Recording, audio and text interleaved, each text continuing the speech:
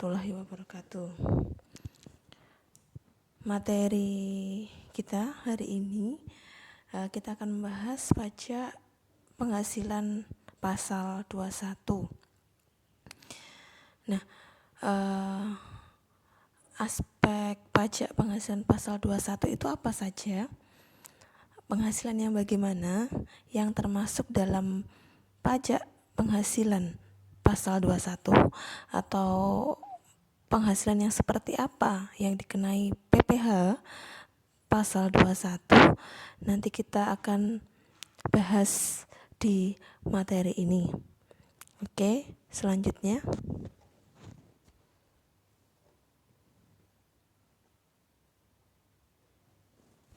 Nah, PPh pasal 21 itu dikenakan kepada wajib pajak orang pribadi dalam negeri. Di situ disingkat dengan WPOPDN atau wajib pajak orang pribadi dalam negeri. Berbeda dengan PPh pasal 26.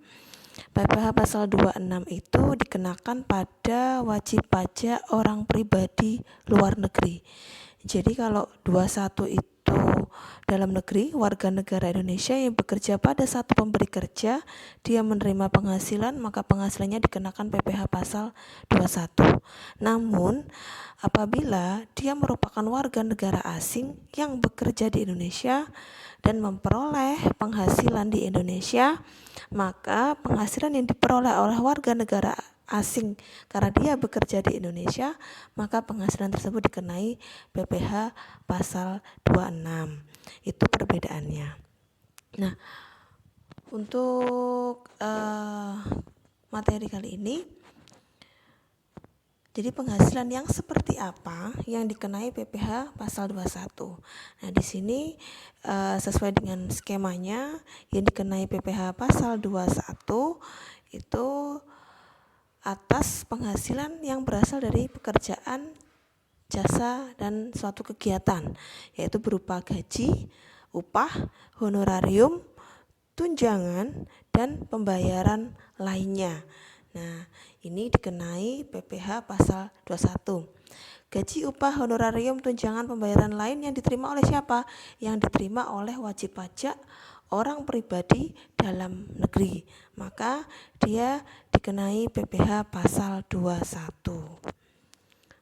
Berikutnya. Nah, siapa yang memotong, menyetor, dan melapor? PPh pasal 21. Nah, yang pertama, yang memotong pemberi kerja. Bisa orang pribadi, bisa badan, bisa lainnya. Itu yang memotong. Ya. Kemudian bendahara atau pemegang kas pemerintah. Berikutnya dana pensiun, badan penyelenggara jaminan sosial tenaga kerja, dan badan-badan lainnya. Kemudian orang pribadi yang melakukan kegiatan usaha atau pekerjaan bebas serta badan dan penyelenggara kegiatan. Nah, ini yang memiliki kewajiban memotong, menyetor maupun melapor, ya. Nah, kemudian yang tidak termasuk pemotong PPh 21. Nah, ini yang tidak boleh memotong PPh 21 adalah kantor perwakilan negara asing. Kemudian organisasi internasional yang ditetapkan Menteri Keuangan. Dan yang ketiga, pemberi kerja orang pribadi yang tidak melakukan usaha atau pekerjaan bebas yang mempekerjakan sebagai pekerja rumah tangga atau pekerjaan lain selain kegiatan usaha dan pekerjaan bebas. Nah, ini tidak termasuk pemotong PPh 21. Jadi kantor-kantor perwakilan negara asing yang ada di Indonesia, kemudian dia punya pegawai di situ, maka dia tidak termasuk pemotong PPh 21. Kemudian organisasi internasional yang ditetapkan oleh Menteri Keuangan, jika dia punya pekerja di situ, di dalamnya dia tidak boleh memotong yang namanya PPh pasal 21, ya. Kemudian pemberi kerja orang pribadi tapi dia tidak melakukan usaha atau pekerjaan bebas, seperti halnya dia rumah tangga ya, rumah tangga yang memiliki pembantu ya atau pekerja rumah tangga. Maka kalau dia mempekerjakan pekerja rumah tangga atau pembantu, maka dia tidak termasuk pemotong PPh 21. Jadi gaji yang diterimakan ke pembantunya itu tidak boleh dipotong yang namanya PPh 21.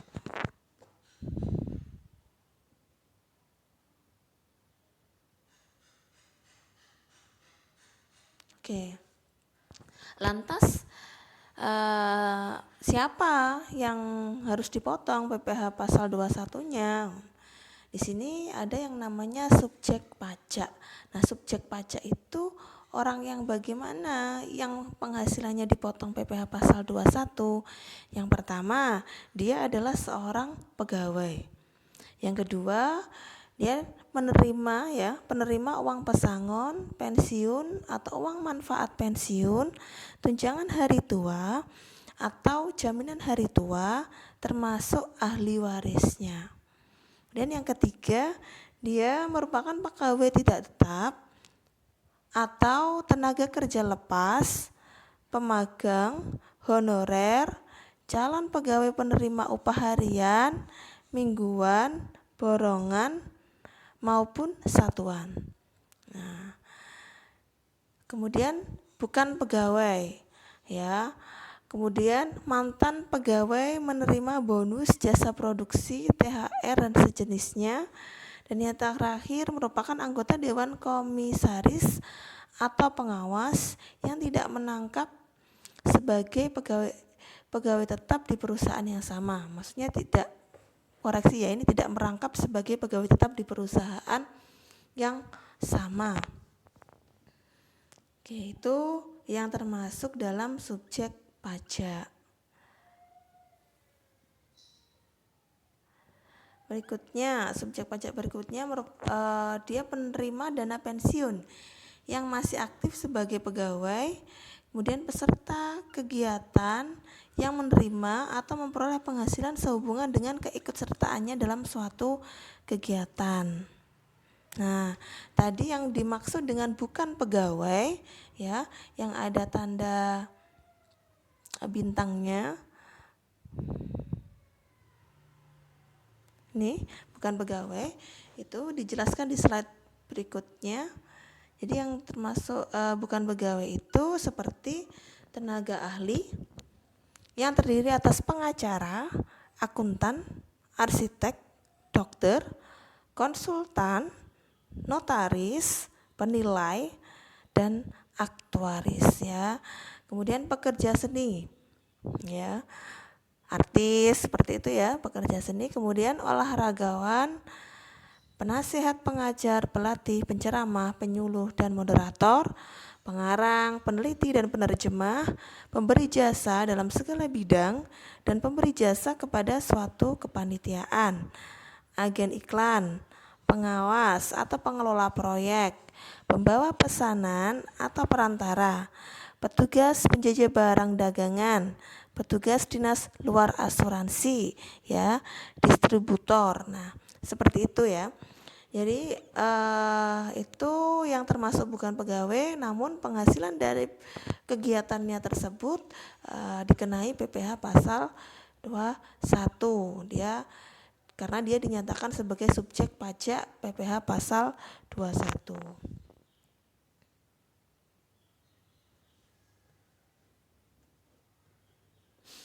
Oke. Untuk objek pajaknya ya, objek pajaknya tentunya berupa penghasilan. Jadi objek pajak itu sesuatu yang dikenai pajak ya. Di sini berarti penghasilannya yang dikenai pajak. Yang pertama, penghasilannya seperti apa? Penghasilan yang diterima atau diperoleh pegawai tetap bersifat teratur atau tidak teratur ya. Kemudian yang kedua, penghasilan yang diterima atau diperoleh penerima pensiun bersifat teratur atau tidak teratur. Berikutnya, penghasilan berupa uang pesangon, uang manfaat pensiun, THT atau tunjangan hari tua, JHT, jaminan hari tua yang dibayarkan sekaligus.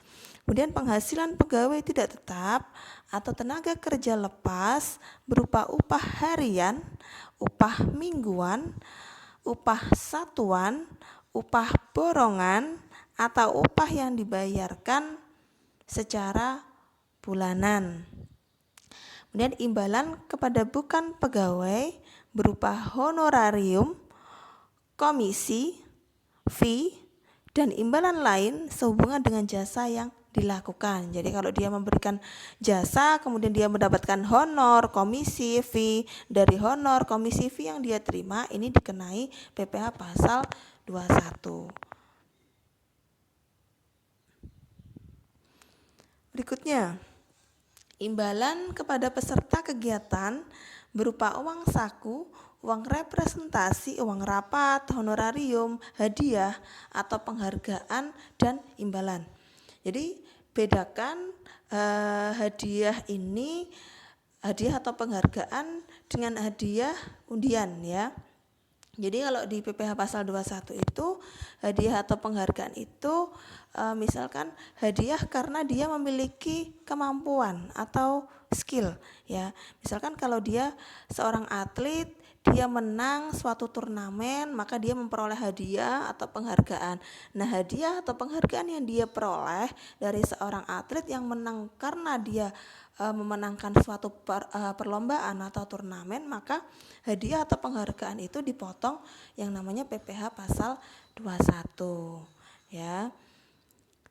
Kemudian penghasilan berupa honorarium atau imbalan bersifat tidak teratur yang diterima atau diperoleh anggota Dewan Komisaris atau Dewan Pengawas yang tidak merangkap sebagai pegawai tetap. Kemudian penghasilan berupa jasa produksi, tantim, gratifikasi, bonus, dan imbalan tidak teratur lain yang diterima atau diperoleh mantan pegawai. Dan yang berikutnya, penghasilan berupa penarikan dana pensiun oleh peserta program pensiun masih aktif sebagai pegawai. Itu dipotong PPh 21.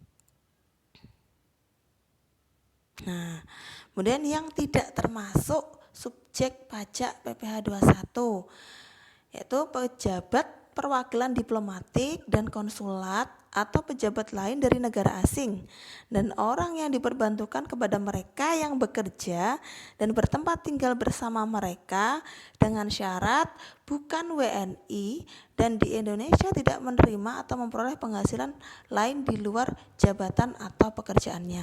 Jadi kalau ada warga negara asing yang bekerja di kantor konsulat jenderal atau diplomat ya di Indonesia dari negara lain, dia kerja di kantor konsulat di Indonesia, kemudian ada pegawainya yang bekerja di situ dan merupakan warga negara asing, itu tidak termasuk subjek pajak PPh pasal 21. Kemudian pejabat perwakilan organisasi internasional sebagaimana yang dimaksud dalam pasal 3 ayat 1 huruf C Undang-Undang PPh telah ditetapkan oleh Menkeu dan syarat bukan WNI dan tidak menjalankan pekerjaan bebas ya. Oke.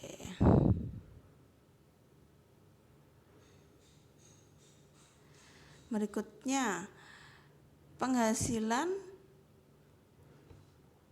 yang PPh pasal 21 yang bersifat final. Di sini berupa honorarium dan imbalan lain diterima oleh pejabat negara, pegawai negeri sipil atau PNS, anggota TNI, Polri, dan pensiunannya sumber dananya dari APBN atau APBD. Kemudian uang pesangon yang dibayarkan sekaligus. Berikutnya, uang manfaat pensiun, tunjangan hari tua, atau jaminan hari tua, dan pembayaran lain sejenis yang dibayarkan sekaligus. Maksud bersifat final di sini adalah langsung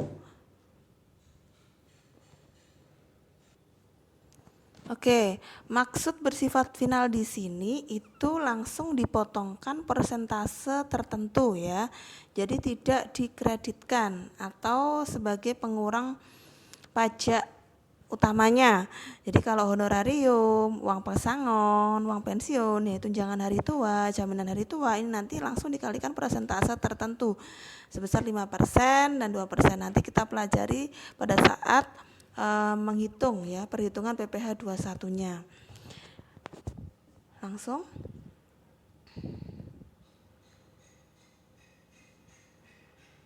Nah, yang bukan merupakan objek dari pajak penghasilan pasal 21 ini adalah manfaat atau santunan asuransi sehubungan dengan asuransi kesehatan, kecelakaan jiwa, dwiguna dan beasiswa. Jadi kalau ada yang menerima beasiswa, maka itu adalah penghasilan di luar objek pajak PPh pasal 21. Jadi beasiswa itu tidak dikenai pajak PPh pasal 21. Kemudian natura atau kenikmatan dalam bentuk apapun diberikan oleh wajib pajak atau pemerintah.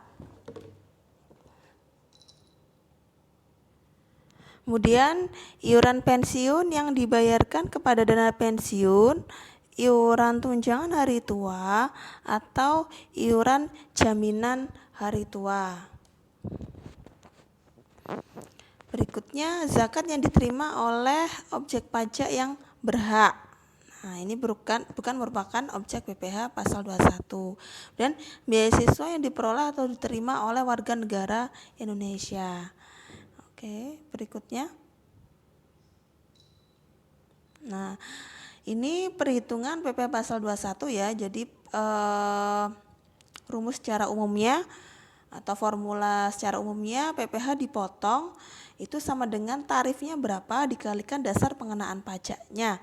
Jadi tarifnya itu nanti ada di pasal 17 ayat 1 Undang-Undang Pajak Penghasilan nomor 36 tahun 2008. Nah, di situ ada dasar pengenaan pajak ya. Kemudian tarif khususnya ada 50% dikalikan penghasilan bruto. Ini tarif khusus untuk yang melakukan pekerjaan bebas ya. Seperti dokter, itu tadi ya, dokter nanti kalau dia bekerja di suatu rumah sakit ya, suatu rumah sakit atau klinik, dia mendapatkan penghasilan karena dia melakukan pekerjaan bebas, maka ada tarif khusus sebesar 50% itu. Oke. Besarnya tarif dan dasar pengenaan pajak atau PKP didasarkan pada jenis penghasilan dan penerima penghasilan. Nah, makanya tadi ada tarif khusus dan tarif final. Oke. Berikutnya. Ini hitungan pertama ya, hitungan 1, jika penerimanya sebagai pegawai tetap, bisa swasta, PNS, anggota TNI atau Polri, pejabat negara, dan pensiunannya. Nah, jenis penghasilannya merupakan penghasilan teratur ya, berupa gaji, uang lembur, tunjangan, premi asuransi, dibayar pemberi kerja, dan natura tertentu. Berikutnya. Nah, ini perhitungannya ya. Jadi gaji sebulan berapa, kemudian tunjangan ditambah dengan tunjangan, honorarium lainnya, kemudian premi, jaminan kecelakaan, jaminan hari tua, itu yang dibayar oleh pemberi kerja. Jadi kalau dibayar pemberi kerja, maka dia sifatnya menambah penghasilan bruto. Kemudian premi asuransi yang dibayar pemberi kerja. Kemudian penerimaan dalam bentuk natura yang dikenakan pemotongan PPh pasal 21 ya. Nah, ini semua dijumlah Kemudian totalnya ada di poin 7, jumlah penghasilan bruto ya. Jadi jumlah 1 sampai dengan 6. Pengurangnya ini ada biaya jabatan. Biaya jabatan itu 5% dari penghasilan bruto. Jadi penghasilan bruto di poin 7 itu dikalikan 5% untuk menghitung biaya jabatan. Nah, maksimum 500.000 sebulan. Nanti kalau dari perhitungan ini 5% dikalikan penghasilan bruto itu melebihi 500.000, maka yang ditulis di situ adalah 500.000.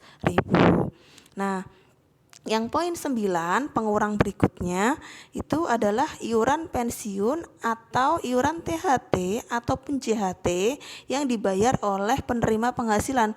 Jadi kalau iuran JHT atau THT-nya dibayar oleh subjek pajaknya atau penerima penghasilan, maka sifatnya dia mengurangi penghasilan bruto. Namun kalau iuran JHT-nya itu dibayar oleh pemberi kerja di mana tempat si subjek pajak bekerja, jadi sama pemberi kerjanya dia dibayarkan, maka itu sifatnya akan menambah penghasilan bruto. Nanti dilihat kasusnya, kasus perhitungan PPh pasal 21-nya. Nanti kalau JHT-nya dibayar pemberi kerja, maka dia sifatnya menambah penghasilan bruto, tapi kalau dibayar sendiri oleh penerima penghasilan atau subjek pajaknya, maka dia akan mengurangi yang namanya penghasilan bruto. Nah, setelah dikurangi ya nomor 7 ya, jumlah penghasilan bruto dikurangi jumlah pengurangan. Nah, nanti ketemu yang namanya penghasilan neto sebulan di poin 11. Penghasilan neto sebulan ini nanti disetahunkan di poin 12, maka di situ dikalikan 12 bulan. Nah, dikalikan 12 bulan. Setelah itu ketemu yang namanya penghasilan dalam 1 tahun. Nah, penghasilan dalam 1 tahun itu nanti tidak semuanya itu dikenai PPh pasal 21. Maka ada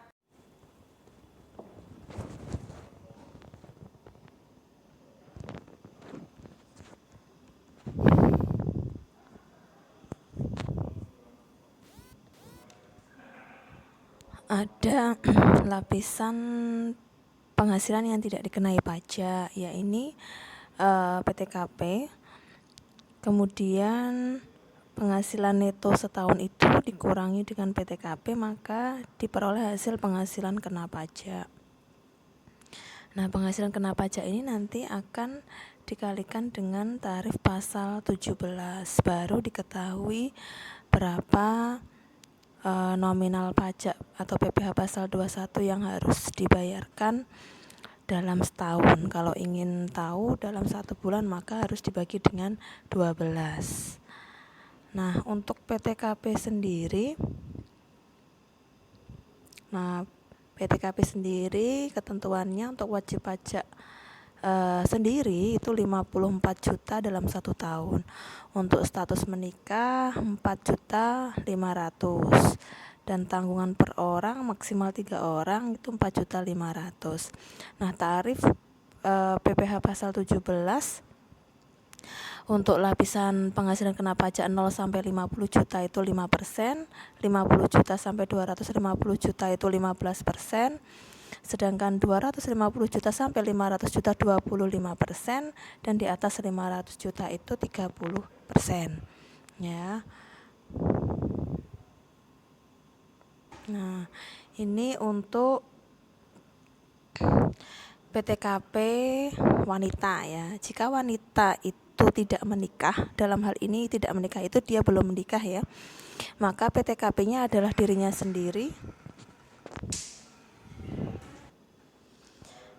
Jika wanita tidak menikah atau belum menikah, maka PTKP-nya adalah dirinya sendiri ditambah dengan tanggungan sesuai dengan ketentuan. Itu bisa berupa orang tuanya, anak angkat, atau anak kandung, maksimal 3 orang. Tapi kalau wanita itu sudah menikah dan jika suaminya berpenghasilan, maka PTKP adalah dirinya sendiri, yaitu 54 juta. Kemudian kalau suaminya tidak berpenghasilan, maka PTKP suami dan dirinya ditambah status menikah tadi dan tanggungan maksimum 3 orang. Nah, untuk perhitungan gajinya kalau harian itu dikalikan 26 hari, namun kalau untuk gaji mingguan dikalikan 4 minggu. Nah, berikutnya setiap natura atau kenikmatan lain yang diperhitungkan sebagai penghasilan itu jika yang memberikan bukan wajib pajak atau wajib pajak yang dikenai PPh final atau wajib pajak yang menggunakan norma perhitungan khusus. Nah, natura tersebut merupakan objek pajak bagi penerima dan tidak boleh dikurangkan dari penghasilan bruto oleh pihak yang memberikan gaji yang memberikan natura. Kemudian natura berupa makanan atau minuman untuk semua karyawan dan pakaian seragam untuk karyawan dalam rangka keselamatan dan keamanan kerja bukan merupakan objek pajak bagi penerimanya.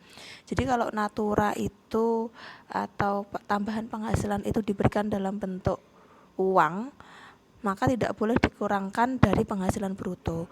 Tapi kalau diberikan dalam bentuk makanan, minuman, pakaian seragam itu bukan merupakan objek pajak, tapi boleh dikurangkan dari penghasilan bruto. Itu bedanya ya. Nah, untuk detail perhitungannya terdiri dari gaji bulanan, gaji harian, karyawati, tunjangan pajak, PPh tanggungan pemerintah, tunjangan penghasilan, uang rapel, imbalan tahunan, natura.